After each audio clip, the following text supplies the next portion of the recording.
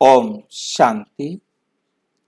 आज 11 नवंबर 2022 आज की साकार मुरली रंगीन बड़े बड़े अक्षरों में पढ़ें, सुने और मंथन करें।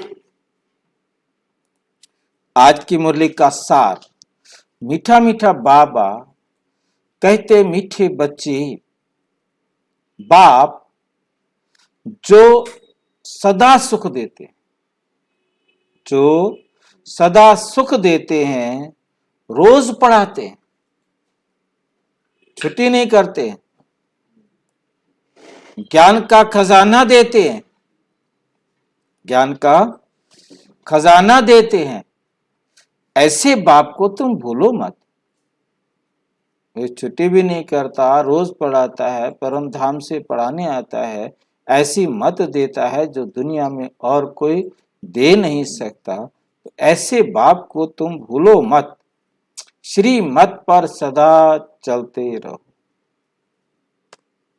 प्रश्न, बाप की जादूगरी कौन सी है जो मनुष्य नहीं कर सकते?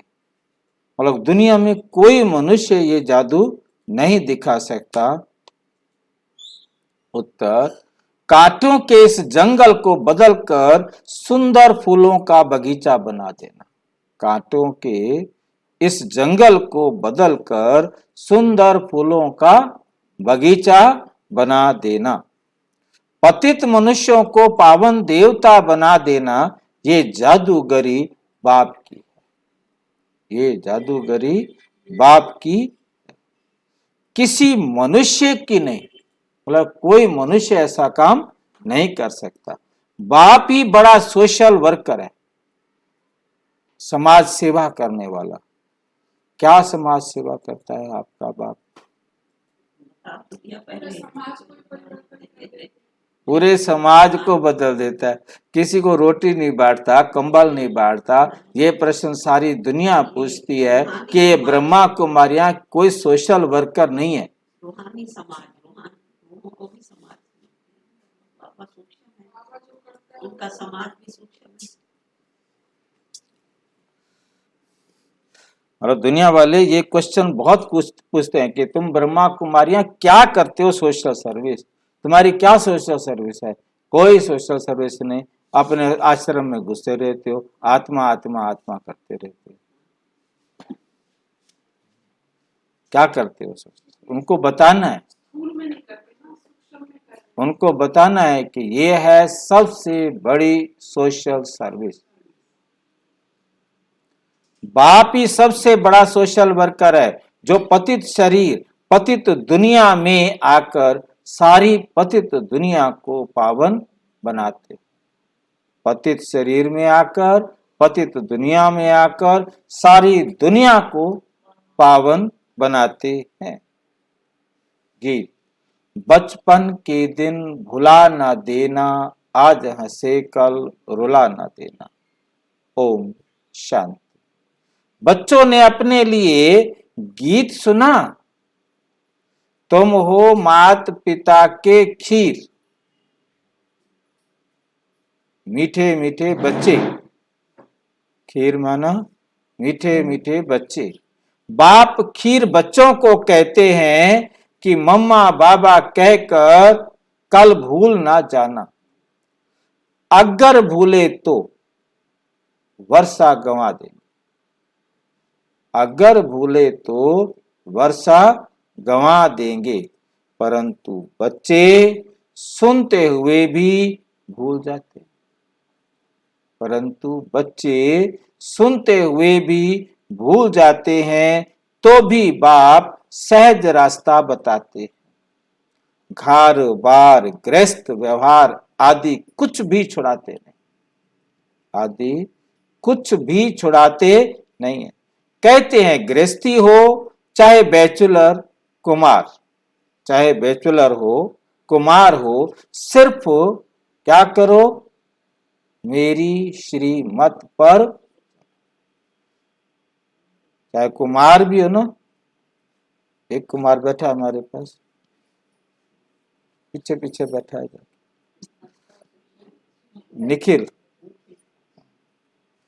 ये कुमार है, इसको भी बाबा सख्त कह रहे हैं, सुन लिया होगा बाबा ने कि कुमार भी बैठता है यहाँ पर, उसको भी कुछ ना कुछ कहा जाए। सिर्फ श्रीमत पर चलने का पुरुषार्थ करो। क्या करना है? केवल बाबा की श्रीमत पर चलना। ऐसे बाप को कभी भूल ना जाओ। बाप उलाहना देते हैं कि कोई कोई बच्चे मम्मा बाबा कहकर फिर कभी अपना समाचार भी नहीं देते। कहते हैं मम्मा बाबा हमारे बाबा है, हमारी मम्मा है, परंतु बाबा कहते फिर समाचार तो देते ही नहीं। बाप से स्वर्ग की बादशाही लेते हैं, फिर उनको भूल जाते हैं और नरक की जायदाद देने वाले बाप को बहुत खुशी से चिट्ठी लिखते। कौन से बाप को? नरक की जायदाद देने वाले बाप, उसको बड़ी खुशी से चिट्ठी लिखते। पूज्य पिताजी, पहले ऐसे लिखते थे, आजकल तो खैर फोन करके 2 मिनट में बात खत्म करते हैं अपने तरीके से। हाँ जी, चरण स्पर्श फिर लिखते थे, चरण हाँ हमें 8वीं तक चिट्ठी लिखना सिखाते थे, क्या क्या बातें लिखा करते थे। बिल्कुल। नरक की जायदाद देने वाले बाप को बहुत खुशी से चिट्ठी लिखते हैं। चिट्ठी ना आए तो माँ बाप भी मूंझ जाते हैं, सोचते हैं पता नहीं बीमार है क्या। तो बेहद का बाप भी ऐसे समझते हैं कि पता नहीं बच्चों का क्या हाल है। खुशी उसी में होती थी, चिट्ठी आई। अब यहाँ बाबा की बात मेरे को समझ में नहीं उतरी, मेरे गले में नहीं उतरी। बाबा कहता है बाप भी ऐसे समझते हैं पता नहीं बच्चों का क्या हाल है। क्या हाल होगा, मरे हैं कि जिंदा हैं। बाबा समझता होगा, सोचो। बाबा बिल्कुल भी नहीं सोचता, सिर्फ ये मक्खन लगा रहा है बच्चों को, क्योंकि भगत बच्चे हैं, नए नए बच्चे हैं, भावना वाले बच्चे हैं, भावना वाले बच्चे हैं, उनको भावना से ही बात कर रहे। वरना बाबा को क्या मतलब?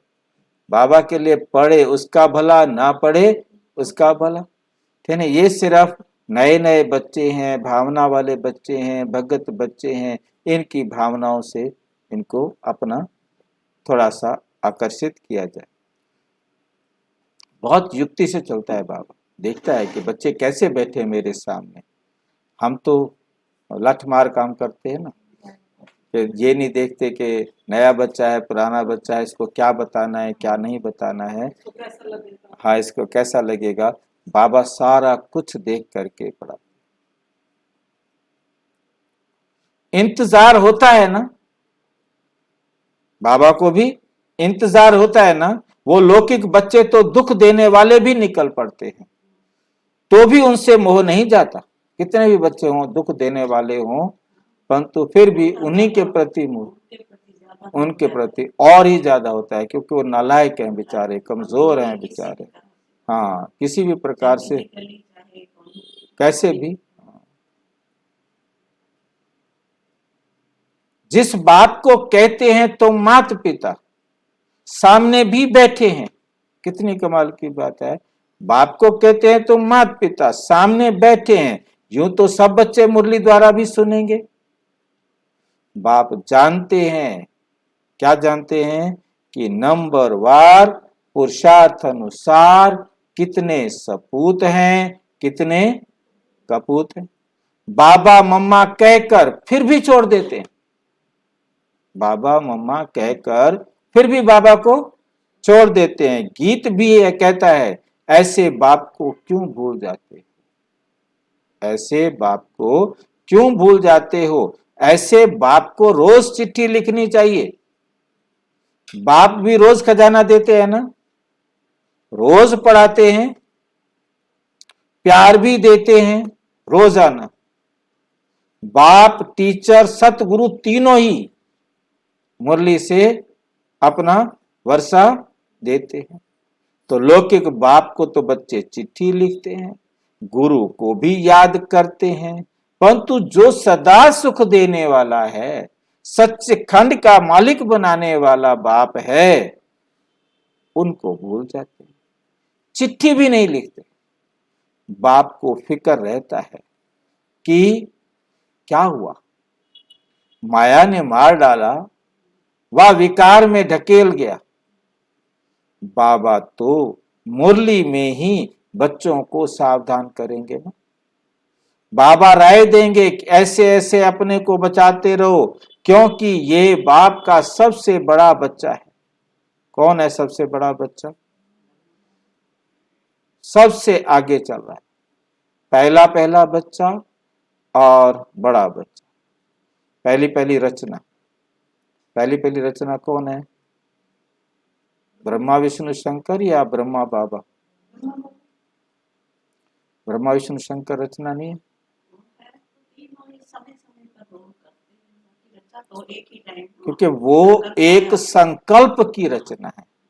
ब्रह्मा विष्णु शंकर केवल संकल्प की रचना है। फिर ये जो चित्र दिखाए हैं ये भक्ति मार्ग वाले दिखाए हैं, केवल भक्ति मार्ग के बच्चों को आथत देने के लिए। बाकी इन चित्रों की कोई जरूरत नहीं थी। यदि चित्र नहीं देते तो कोई सुनता नहीं, मतलब भावना सिर्फ इतनी है। अदरवाइज ये चित्र एक्यूरेट नहीं है। बाबा को मालूम है कि जो चित्र बनवाया है ये एक्यूरेट नहीं है। तो ये चित्र में ब्रह्मा विष्णु शंकर ना लिखा जाए तो भगत एक भी ना रुके, भगत बच्चा एक भी ना रुके। केवल भक्त बच्चों को रोकने के लिए ये चित्र बनवाया, क्योंकि क्वेश्चन पूछा है कि फिर ये ना भक्ति वाले चित्र क्यों लगाए जब ये नहीं है। वीडियो देखते हैं ना तो उनके दिमाग में ये प्रश्न उठता है, बोले फिर ये चित्र तो गलत हो गए ना। मैंने कहा बिल्कुल गलत है, बच्चा तो यही है, काम भी ये तीनों करता है। परंतु वहां सूक्ष्म वतन में कोई ब्रह्मा भी नहीं है, कोई विष्णु भी नहीं है और कोई शंकर भी नहीं है। सूक्ष्म रूप में संकल्प की रचना है। अब आपने कोई संकल्प किया है, उसको कोई चित्रित तो किया था ना, वहां कोई चित्र बना के था ना रखा है, वहां कोई मॉडल बना के था ना रखा है। अब पहले मेरे वीडियो बने हुए हैं, उसके अंदर मैं बताया करता था कि जैसे कोई भी वो बनाते हैं, बिल्डिंग बनानी होती है तो उसका जो है ना एक मॉडल बनाया जाता है, तो उस मॉडल को वहां रखा जाता है। उसको जैसे बिल्डिंग बनाने से कमरा नहीं बनाया जाता, उसको बोलते हैं साइट ऑफिस। उसे क्या बोलते हैं? Site office. मेरी पुरानी वीडियो में से पकड़ कर एक भाई ने पूछा क्या आप पहले कहते थे साइट ऑफिस है, अब कहते हो कुछ भी नहीं है। ठीक है, ठीक है कि नहीं? तो अब पहले जो जितना मेरे को समझ में था, तो पहले मैं ये कहता था कि सूक्ष्म वतन एक साइट ऑफिस है जहाँ शिव बाबा परम धाम से आता है, जहाँ बैठ करके उसने ये मॉडल रखा है और जहां से सबको बताता रहे। तो ये साइट ऑफिस जैसे ही बिल्डिंग तैयार हो जाती है तो साइट ऑफिस को क्या कर दिया जाता है? डिमोलिश कर दिया जाता है, हटा दिया जाता है। तो ऐसे ही मेरे पुराने वीडियोस में इस प्रकार से दिया हुआ है। तो एक्चुअल में वो साइट ऑफिस केवल संकल्प का है, मतलब वो कोई एक्चुअल में कोई स्थूल साइट ऑफिस बना हुआ नहीं, क्योंकि समझ की बात है ना। अब जो उस समय समझ थी साइट ऑफिस स्थूल दिखाया, उनको समझाया कि जैसे वहाँ मॉडल रखा होता है, नक्शा रखा होता है, वहाँ इंजीनियर बैठते हैं, जाकर चर्चा करते हैं, उनको बताते हैं कैसे बनेगा कैसे बनेगा। जब बन जाता है तो उस कमरे को डिमोलिश कर देते हैं, फिर केवल वही बिल्डिंग ही रह जाती है। बहुत ध्यान से पूछते हैं भाई बहनों के प्रश्न जो है ना बड़े, हाँ बहुत ध्यान से देखते हैं और बहुत बाल की खाल जो है ना, हाँ अच्छा लगता है। सबसे आगे चल रहा है ये बच्चा, सबसे आगे चल रहा है। इनके पास सब प्रकार के तूफान आदि आते हैं। महावीर हनुमान इनको ही कहेंगे, महावीर कहो हनुमान कहो, किसको कहेंगे? ब्रह्मा बाबा। आगे रुस्तम होने के कारण माया भी रुस्तम हो पहले इनसे ही लड़ेगी। माया पहले रुस्तम होकर के इनसे ही लड़ेगी। मतलब इनके पास सभी बाबा कहते तुमको, बाबा कहते तुमको जो तूफान आते हैं वो पहले मुझे आएंगे। जो बाबा अनुभव भी बताते हैं, तुम कहेंगे बाबा आपको तूफान कैसे आएंगे, आप तो बुजुर्ग हो। बाबा कहते हमारे पास सब आते, नहीं तो हम तुमको सावधान कैसे करें। मतलब मेरे पास पेपर आता है, मैं उसको पास करता हूं, फिर मैं तुम्हें समझाता हूं कैसे तुम भी इस पेपर से पास हो सकते। परंतु बच्चे बाबा को बताते ही नहीं है, तूफान में गुटखा खाकर डूब मर जाते हैं। यदि बताएं तो बाबा उनको बताए, कि मेरे पास भी आया, मैंने इसको कैसे निकाला, तो तुम भी इसमें से विजय पाओ। अपना पद भ्रष्ट कर देते हैं। इसलिए बाप कहते हैं एक दो को याद दिलाते रहो, एक दूसरे को याद दिलाते रहो। बाबा को पत्र तो लिखो, ठीक है। हर बात में एक दो को सावधान करो। माया बड़ी तीखी है, क्या करती है, घूसा मार देती है, नाक से पकड़। तुम बच्चे सारी दुनिया के सच्चे सोशल वर्कर हो। वो हद के सोशल वर्कर और हद की सेवा करते हैं। ये बाप तो सारी दुनिया का सोशल वर्कर है। सारी पतित दुनिया को पावन बनाना ये बाप के ऊपर है। बाप को ही बुलाते हैं।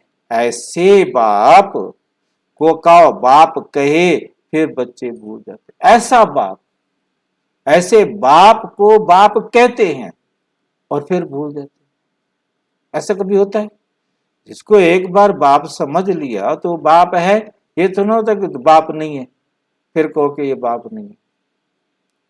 ये वो तो बाबा कहेगा, परंतु कहना मानो ना। जब आपने बाप मान लिया, बच्चे का तो काम है ना कि बाप का कहना माने। और ऐसा बाप जो 21 जन्मों का वर्षा दे, हर प्रकार की मुसीबत से छूटने की रास्ता दिखाए, हर सेकंड साथ देने का वायदा निभाए,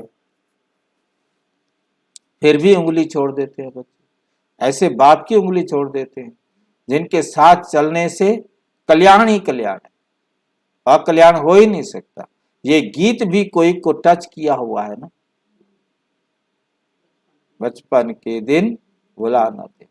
और ऐसी ऐसी बातें टच की हुई है ना। जैसे कोई कोई शास्त्र भी अच्छे बने हुए हैं जो मनुष्य अपने पास रखते हैं, यहां तो शास्त्र चित्र आदि कुछ भी नहीं। हमारे पास शास्त्र चित्र आदि और ये सारे क्या लगा रखे हैं अपने चित्र। समझ में आई है बाबा की बात?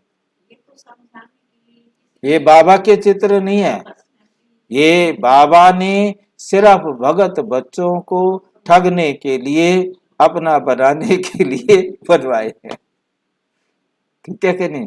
उनको फंसाने के लिए, ताकि वो आए और बाबा की सच्चाई को समझ।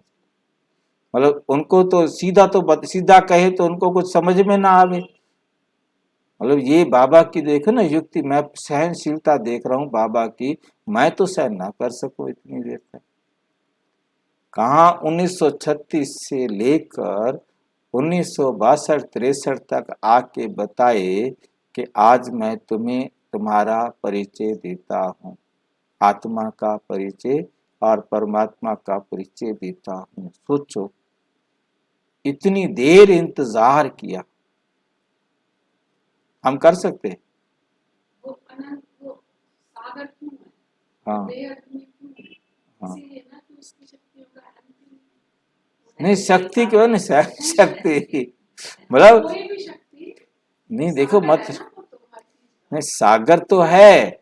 मतलब ये देखो कि बता तो पहले दिन भी सकता था कि आत्मा ज्योति बिंदु है जिसको देख नहीं सकते।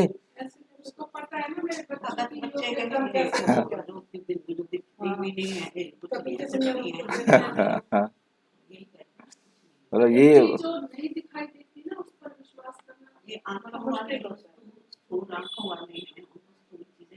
देखती है,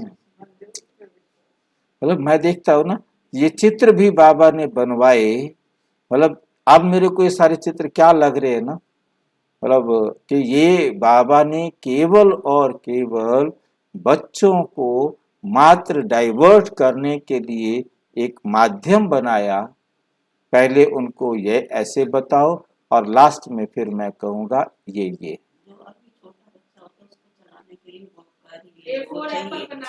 हाँ आप सब रहो सारे, फिर वो कायदा सारा गायब हो जाता है। ये कायदा है ना जो गायब हो जाता है, जो अगली क्लासों में चलता ही नहीं है, ये वो कायदा है। ये चित्र भी अपने ही बनाए हुए हैं। वे सब चित्र हैं संशय बुद्धि बनाने वाले। दुनिया के जितने भी चित्र हैं भक्ति मार्ग के, वो सब संशय बुद्धि बनाने वाले हैं, और ये चित्र हैं निश्चय बुद्धि बनाने वाले। मतलब झूठ बताकर उनको सच समझाने के लिए ये चित्र।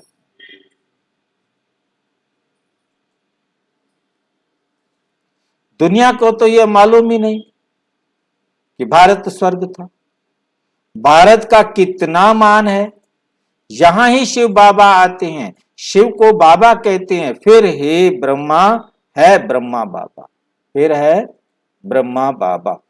विष्णु को बाबा नहीं कहेंगे, ये भी तुम बच्चे जानते हो। दुनिया के मनुष्य तो कहते हैं हे पतित पावन आओ, हम पतित हैं आकर पावन बनाओ, परंतु ये नहीं जानते कि वे पतित से पावन कैसे बनाएंगे, कहां ले जाएंगे।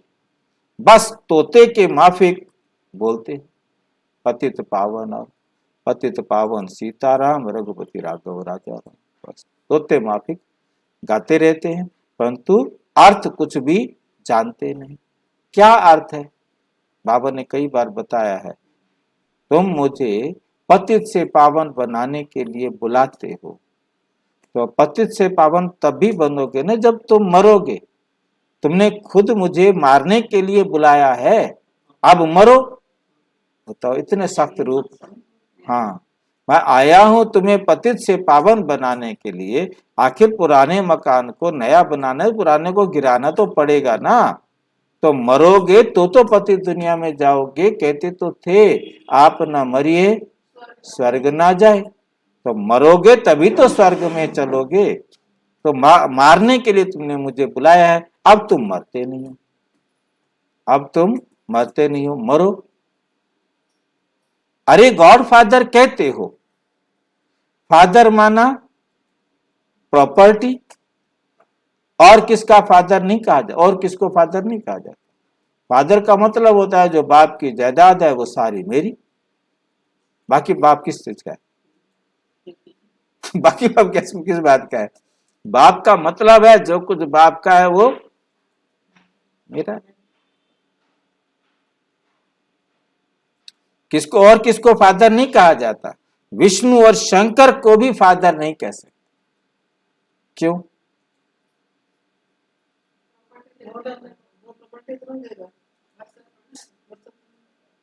क्योंकि उनका कोई बच्चा ही नहीं है, उन्होंने शादी ही नहीं की, उनका कोई शरीर ही नहीं है। प्रॉपर्टी किसको देंगे? प्रॉपर्टी किसको देंगे? किस बात की देंगे? उनके पास वो बाप है ही नहीं, वो तो हाँ, वो बाप ही नहीं है। सब समझते हैं कि गॉड फादर निराकारी है। ब्रह्मा विष्णु शंकर, ब्रह्मा भी बाप नहीं है, ब्रह्मा विष्णु शंकर ये तीनों बाप नहीं है, सिर्फ प्रजापिता ब्रह्मा ही बाप है। जो सूक्ष्म वतन वाले तीनों हैं उनका तो कोई शरीर ही नहीं है, वो तो केवल संकल्प की रचना है कि क्या क्या होगा। प्रजापिता ब्रह्मा के बच्चे हैं, फादर निराकारी है। आत्मा इस देह में आकर पुकारती है ओ गॉड फादर। बाप आकर देही अभिमानी बनाते हैं। तुम बाप को कहते हो बाबा हमको पावन बनाओ, बाबा हमको पावन बनाओ, और पावन दुनिया में ले चलो। शिव बाबा आते हैं भारत में पवित्र प्रवृत्ति मार्ग बनाने, पवित्र प्रवृत्ति मार्ग बनाने। बाप कहते हैं तुम प्रवृत्ति मार्ग वाले पावन थे, तुम ही चाहते हो हम पावन बने। स्वर्ग को याद करते हो। वैकुंठ कहने से श्री कृष्ण याद आता है। वैकुंठ कहने से कौन याद आता है? श्री कृष्ण याद आता है।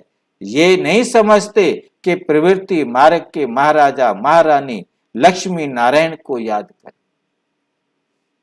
मतलब कभी वो ऐसा नहीं समझते, और कृष्ण को याद करते हैं। ये सारी दुनिया का किसको याद करते हैं? श्री कृष्ण याद आता है वैकुंठ का। ये नहीं समझते कि प्रवृत्ति मार्ग के महाराजा महारानी लक्ष्मी नारायण को याद करें। कोई भी अब मनुष्य चाहते हैं शांति, और ये सारी दुनिया का प्रश्न। शांति सारी दुनिया को चाहिए, ये प्रश्न सारी दुनिया का है, उसकी जवाबदारी बाप के ऊपर है। सारी दुनिया को शांति देना ये जिम्मेवारी किसकी है? बाबा की। जब भारत नर्क हो जाता है तो उसको स्वर्ग बनाने बाप ही आता है। नर्क फिर कौन बनाता है, कब बनाते हैं, ये कोई नहीं जानता। स्वर्ग बनाना बाबा का काम है, आते हैं नर्क को स्वर्ग बनाने, परंतु नर्क कौन बनाता है ये कोई नहीं जानता। बाप कहते हैं मैं तुमको स्वर्गवासी बनाता हूं, स्वीट वर्ल्ड में ले जाए, फिर तुमको स्वीट बादशाही में भेज देता हूं। पहले कहां ले जाते हैं? Sweet world. स्वीट वर्ल्ड कौन सा है? परम धाम, शांति धाम, निर्वाण धाम, मुक्ति धाम। फिर कहां भेज देते हैं? सुख धाम, बादशाही में भेज। अब बताओ, जो इतना काम करे हमारे लिए, ऐसे बाप से तो रात दिन पढ़कर पूरा वर्षा लेना चाहिए। कितनी देर पढ़ना चाहिए? 24 घंटे। ऐसे बाप से थोड़ी देर पढ़ने से काम थोड़ा चलेगा। हाँ, बाबा की याद में सोएंगे तो सोना भी योग में काउंट हो जाएगा। वास्तव में रात दिन कोई पढ़ाया नहीं जाता। बाबा कहते हैं सवेरे और रात को 1 घंटा रेगुलर पढ़ो, सवेरे भी और रात को 1 घंटा रोजाना पढ़ो। सवेरे का समय तो सबको मिलता है, 1 सेकंड की बात है, सिर्फ बाबा और वर्षे को याद करना है, फिर भी तुम भूल जाते हो। फिर कहते हो बाबा हम क्या करें। याद भी बड़ी सहज है, सृष्टि चक्र का ज्ञान भी बड़ा सहज है। ये है पाप आत्माओं की दुनिया, तुमको पुण्य की दुनिया में जाना है। शिव बाबा को याद करो। गृहस्थ व्यवहार में रहने वालों के लिए भी बहुत सहज है, तो बाप बच्चों को जरूर याद करते हैं। फलाने की कभी चिट्ठी नहीं आती, फलाने की कभी चिट्ठी नहीं आती है। क्या हो गया है? वह जब सामने आते हैं तो पूछता हूं क्या बेहोश तो नहीं हो गए थे? बाबा कहते मैं पूछता हूं जब सामने आते हैं। बाप के साथ इतना लव नहीं, बाप के साथ इतना प्यार नहीं। पाई पैसे कमाने वाले में लव चला जाता है। नर्क का हिसाब किताब देने वाला, पाई पैसे कमाने वाला, किसी भी काम ना आने वाले धन को कमाने वाले में ध्यान चला जाता है, प्यार चला जाता है। और मैं 21 जन्मों का वर्षा देने आया हूं, उसको याद ही नहीं करते। बाबा को समाचार देना चाहिए, बाबा हम जीते हैं, खुश हैं, औरों को भी परिचय देते रहते हैं। बाबा तो रोज मुरली में याद प्यार भेजते हैं, बाकी एक एक का नाम तो नहीं लिख सकते हैं। तो बच्चों को भी अपना समाचार देना चाहिए। इस समय सारी दुनिया का मुंह काला हो गया है, सारी दुनिया का मुंह क्या हो गया है? काला। मुंह काला होना मतलब विकारों में पड़े। उनको बाबा आकर गोरा बनाते हैं, बाबा भारत का मुंह फेर देते हैं, कांटों के जंगल को फूलों का बगीचा बनाते। कैसा जादूगर है? स्वर्ग के बगीचे में भारत ही होता है, वहां ये पता नहीं रहता कि हमारे पीछे और कौन कौन आने वाले हैं। समझते हैं बस हम ही विश्व के मालिक हैं, हम ही विश्व के मालिक हैं। सत्युग को कहा जाता है गार्डन ऑफ अल्लाह। फिर जंगल कोई गॉड नहीं बनाते, जंगल कोई गॉड नहीं बनाते हैं, वो तो रावण बनाते। इस बगीचे को जंगल कौन बनाता है? रावण बनाते हैं। रावण पुराना दुश्मन है जिसको कोई नहीं जानते। बाबा पूछते हैं तुम किसकी संतान हो? बाबा हम ब्रह्मा के बच्चे, शिव बाबा के पोत्रे हैं। शिव बाबा ब्रह्मा द्वारा वर्षा देते हैं, ब्रह्मा द्वारा स्वर्ग की स्थापना कर रहे हैं। तुम बाबा के बच्चे बने ही हो वर्षा लेने के लिए, वर्षा लेने के लिए। बाबा कहते हैं याद रखना, याद रखना, भूलना नहीं। कहते हैं बाबा घड़ी घड़ी भूल जाते। अरे तुमको जो नरकवासी बनाते उनको याद करते हो?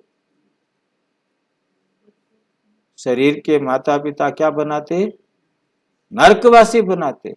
उनको याद करते हो और स्वर्गवासी बनाने वाले बाप को भूल जाते हो।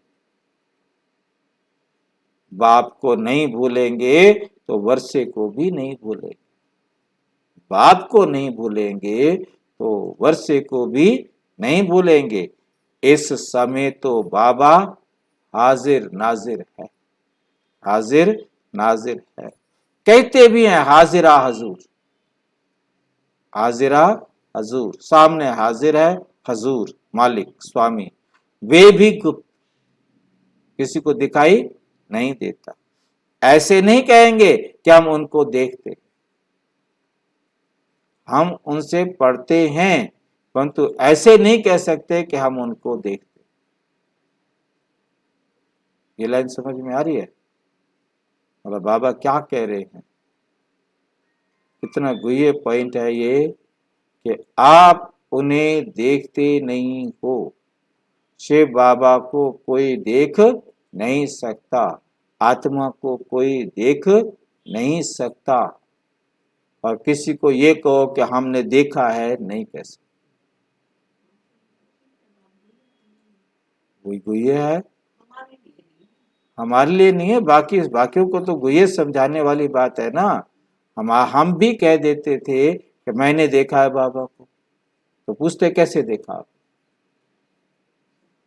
तुमने कैसे देख लिया? आपने देखा है भगवान को? पूछते हैं ना। तो हम नहीं कह सकते कि हमने देखा।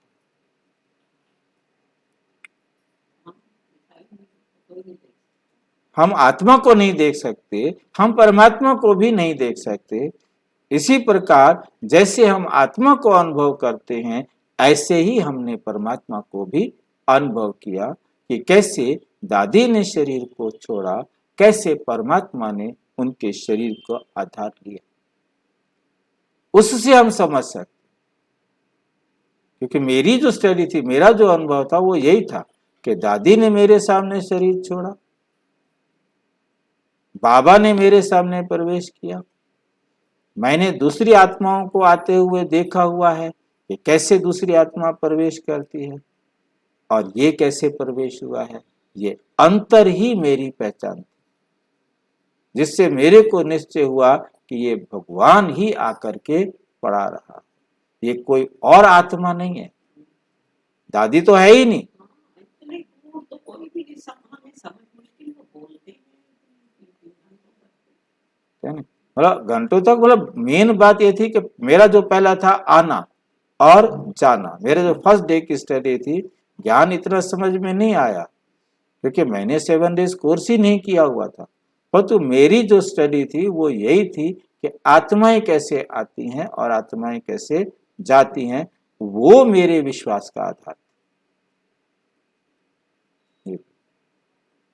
तो मैंने तो उसके बाद 7 डेज कोर्स किया, उसके बाद ही मैंने ज्ञान को समझने की कोशिश की। अदरवाइज मैंने कोई ज्ञान को समझने की कोशिश नहीं की। बेशक जाते थे, सुनते थे, मुरली भी सुनते थे, परंतु मुझे नहीं मालूम था कि परमात्मा भी आके पढ़ाते। आत्मा गुप्त तो बाप भी गुप्त। जैसे हम आत्मा को नहीं देख सकते, हम केवल आत्मा को समझ सकते हैं कि ये शरीर हिल रहा है, सांस ले रहा है, कर्म कर रहा है, तो इस शरीर में आत्मा है। तो ऐसे ही परमात्मा भी आकर शरीर के द्वारा पढ़ाते। आत्मा गुप्त तो बाप भी गुप्त।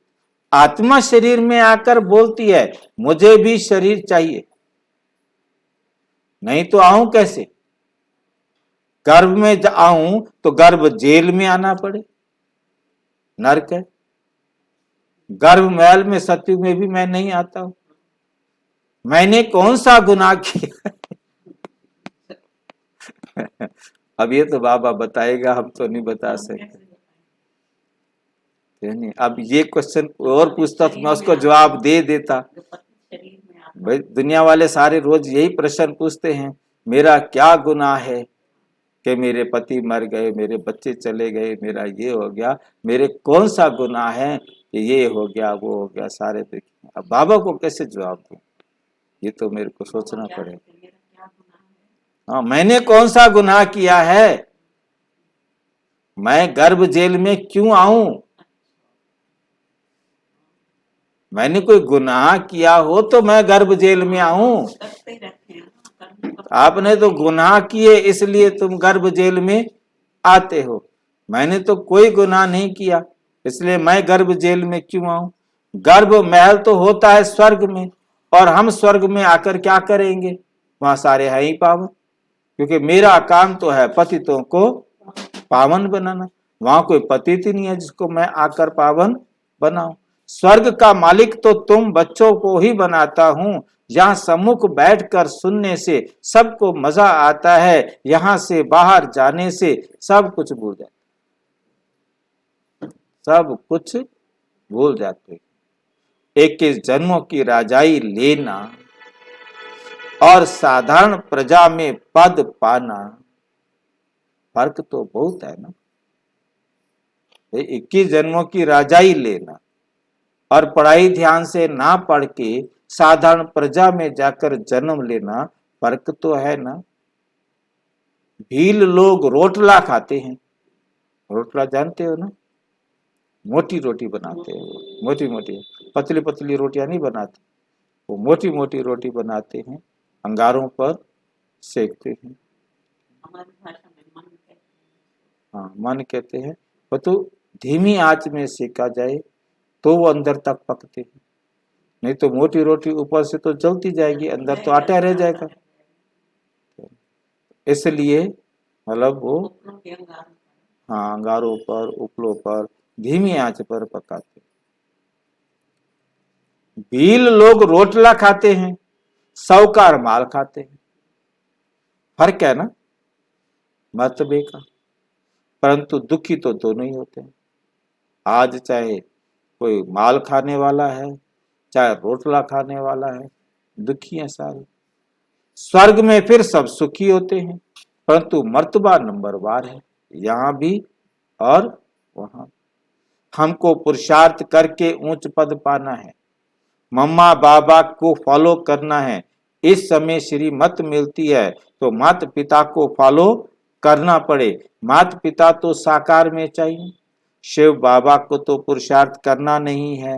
मम्मा बाबा पुरुषार्थ कर 21 जन्मों का राज्य भाग्य लेते हैं, फिर जो अच्छा पुरुषार्थ करते हैं वे गद्दी पर बैठते हैं। 8 पास विद ऑनर होते हैं, 8 पास विद ऑनर होते हैं, बस उनमें आना चाहिए, उनमें आना चाहिए। उनमें नहीं तो 108 में आओ।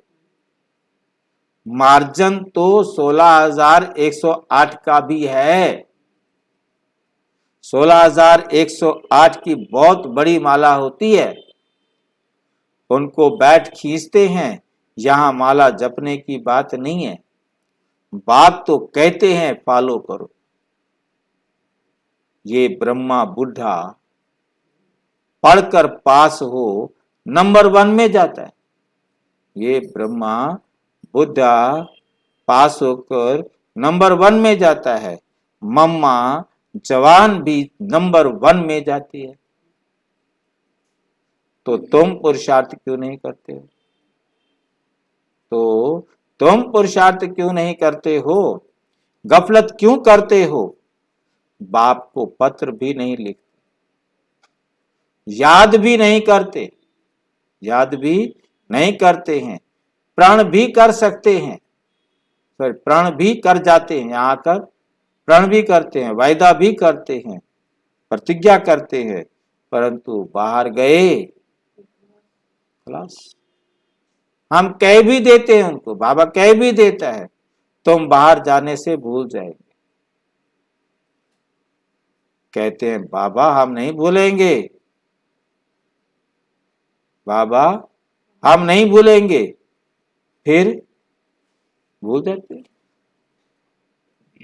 वंडर है ना, ये बिल्कुल नई पढ़ाई है जो कोई शास्त्र में नहीं है, कोई समझ नहीं सकते। अब बाबा ने दृष्टि दी, अब बाबा ने क्या दिया है?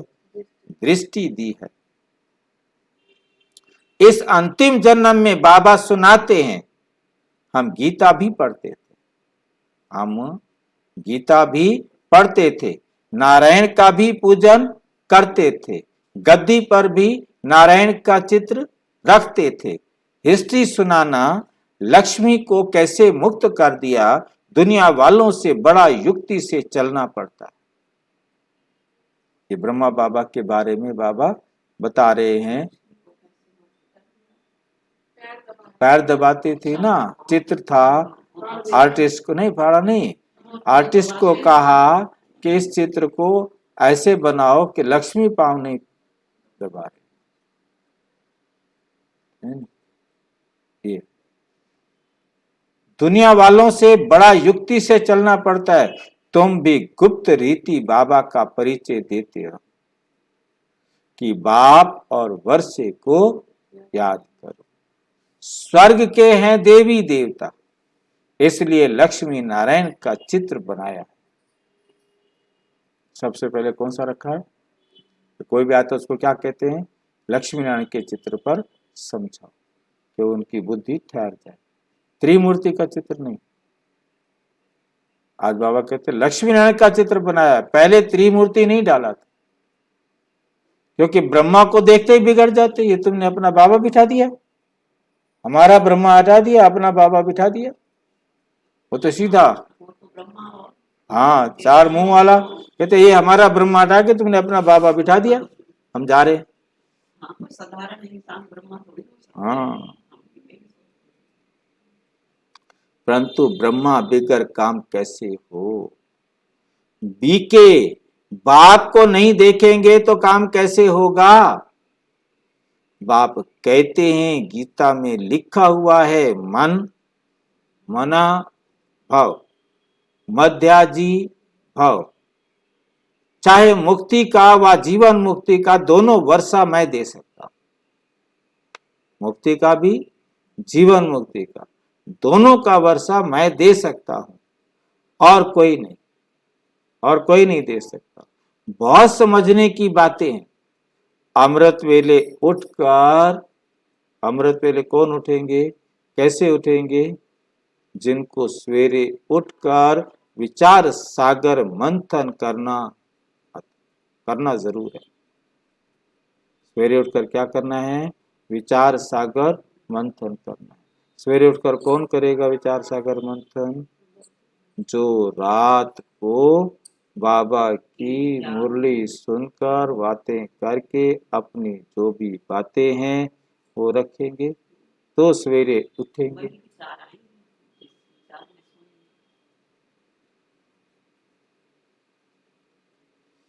दिन में भल काम करो, परंतु अमृत वेले 4 बजे से 5 बजे तक बैठ कर याद, तो बहुत सुख फील होगा। मंथन करो, देखो, अपने सारे दिन की समस्याओं का समाधान करो बाबा के साथ बैठकर। और कोई टाइम नहीं है, उस टाइम हम बाबा के साथ बैठकर अपने आप को समस्या मुक्त बना सकते। बाबा की श्रीमत पर अपनी सारी समस्याओं को क्या लगाओ, बिंदी। और वैसे बिंदी लगानी चाहिए रात को। और फिर भी कोई समस्या रह गई है तो सवेरे उसको लगाओ बिंदी और नए दिन की प्लानिंग करके बाबा के साथ बैठकर प्लानिंग करो, ताकि सारा दिन अच्छे से अच्छे आप कर सको। बाबा स्वीट होम से हम बच्चों को पढ़ाने आते हैं, फिर चले जाते हैं। स्वीट होम से आने जाने में पैसा ही नहीं लगता, टाइम भी नहीं लगता, टाइम भी नहीं लगता। नहीं तो फीस रख देता, वो पैसे लगते होते। कहते हैं मुझे याद करो तो खाद निकलेगी, मुझे याद करेंगे तो खाद निकलेगी। जब सच्चा सोना बन जाएंगे तब पास विद ऑनर, प्योर सोना, कुछ भी मिलावट नहीं रहेगी। क्योंकि यदि मिलावट रही तो सच्चा सोना नहीं बन सके। तब पास विद ऑनर होंगे। अगर ऊंच पद पाना है तो, अगर ऊंच पद पाना है तो पुरुषार्थ से क्या नहीं हो सकता। यदि तुम पुरुषार्थ करो, मेहनत करो तो क्या नहीं हो सकता। बाप फिर भी कहते हैं इस ईश्वरीय बचपन को नहीं भूलना, इस ईश्वरीय बचपन को नहीं भूलना। ऐसे बाप को घड़ी घड़ी याद करना चाहिए। याद से तुम कंचन बनते हो, याद से तुम कंचन बनते हो।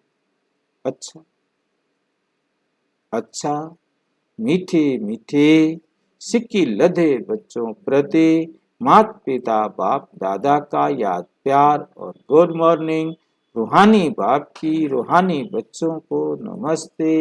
हम रूहानी बच्चों की रूहानी बाप दादा को नमस्ते नमस्ते। धारणा के लिए मुख्य सार नंबर 1, किसी भी प्रकार की गफलत नहीं करना। 1-2 को सावधान कर बाप की याद दिलाए उन्नति को पाना है। अपने ईश्वरीय बचपन को भूलना नहीं है।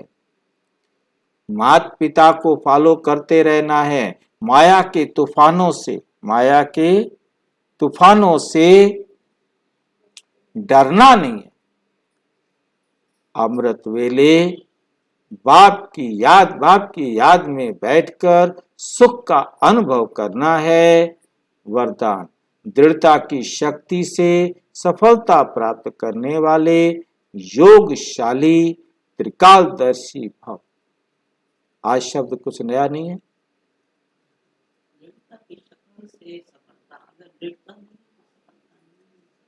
दृढ़ता की शक्ति से सफलता प्रयोग करने वाले योगशाली, नहीं योगशाली है ना, पता नहीं, यहाँ तो योगशाली है। हाँ, प्रय हटा दिया, प्रयोग करने वाले, वही योगशाला तो होती है। योगशाली का क्या मतलब हुआ, प्रयोगशाली तो करने वाले, प्रयोगशाली त्रिकालदर्शी भाव। प्रयोगशाली हो गया प्रयोग करने वाले। बाप दादा का वरदान है, जहां दृढ़ता है वहां सफलता है। तो दृढ़ता से कोई भी गुण व शक्ति के प्रयोग का प्रोग्राम बनाओ और पहले स्वयं में संतुष्टता का अनुभव करो। दृढ़ संकल्प हो कि मुझे करना ही है, मुझे करना ही है। दूसरों के अलबेलेपन का प्रभाव नहीं पड़ना चाहिए। त्रिकालदर्शीपन की स्थिति के आसन पर बैठकर जैसा समय वैसी विधि से स्वयं सिद्धि स्वरूप बनो। हाँ, पहले स्वयं सिद्धि स्वरूप बनो, तब प्रयोगशाली आत्माओं को पावरफुल संगठन तैयार होगा। प्रयोगशाली आत्माओं का संगठन तैयार होगा और उस संगठन की किरणें बहुत कार्य करके दिखाएंगी। स्लोगन है, सर्व की दुआएं प्राप्त करने वाले ही संतुष्ट मणि हैं। सबकी जिन्हें क्या मिले, दुआएं, वो है संतुष्ट मणि। इसका मतलब ये होता है जिसको सारे दुआएं देंगे तो संतुष्ट मणि बनेंगे। संतुष्ट मणि है, सर्व की दुआएं प्राप्त करने वाले ही संतुष्ट मणि है। क्योंकि दुआएं कब मिलेंगी, जब उनको संतुष्ट करेंगे। कोई दुआएं क्यों देगा, हम जब उनको संतुष्ट करेंगे। हाँ, मतलब हम दुआएं ऐसे थोड़ा मिल जाएंगी, फ्री में थोड़ा दुआएं दे देगा कोई। पहले हम उनको संतुष्ट करेंगे तो वो दुआएं देंगे। जब सब जिसको दुआएं दे रहे हैं, इसका मतलब सब जिससे संतुष्ट हैं वो संतुष्ट मणि है। बाबा एक कदम आगे जा करके बात है, मतलब पीछे वाली बात अपने आप निकालो। अच्छा, ओम शांति। और विस्तार से जानने के लिए विश्व में 140 देशों में प्रजापिता ब्रह्मा कुमारी ईश्वरीय विश्वविद्यालय के किसी भी सेवा केंद्र पर संपर्क करें। और यदि कोई प्रश्न है तो 9213106986 पर केवल टेलीग्राम करें। 9650692270 पर केवल व्हाट्सएप करें, फोन नहीं।